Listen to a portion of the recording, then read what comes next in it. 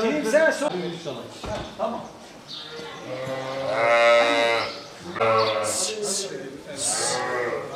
Fotoğrafı çek.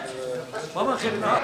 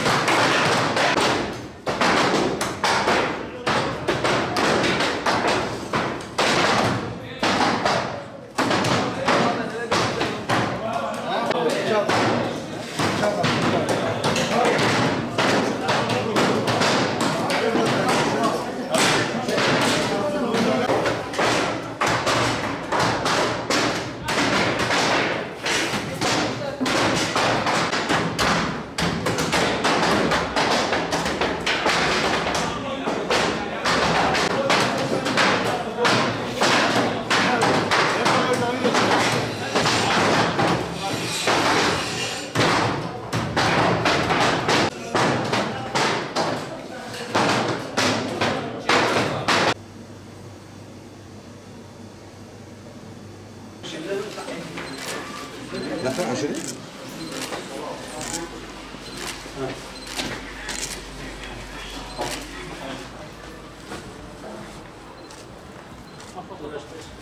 Böyle görünecek şekilde. Tamam. Hoca patron.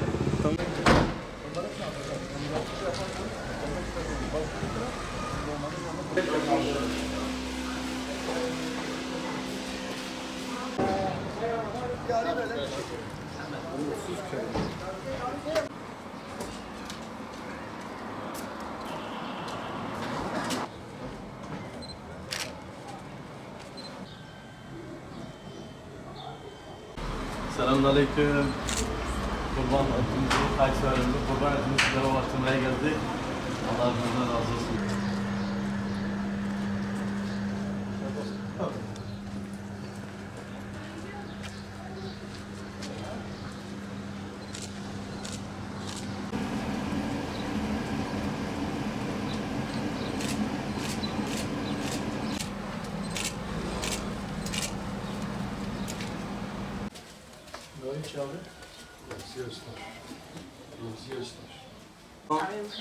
Orada var ve biz kurban kayıtlar gol şandı ne?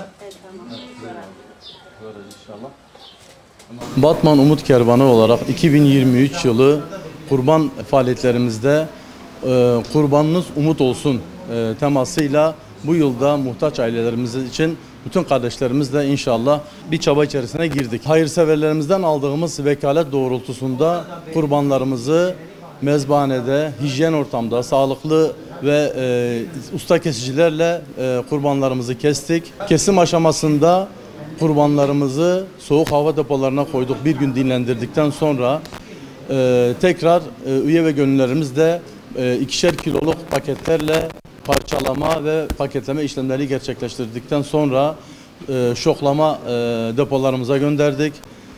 Ve bugün bayramdan hemen sonra hazırlık aşamalarımızdan sonra 100'e yakın araç, binlerce gönüllümüzle beraber muhtaç ailelerimize kurbanlarımızı yetim, muhtaç, depremzede ailelerimize ulaştırdık. Batman Umut Kervanı'na kayıtlı 15.000 ailemiz var. Ve maalesef biz ancak 3.000 üzerinde bir ailemize ancak kurban eti ulaştırabildik. Hayırseverlerimize buradan bir çağrımız daha.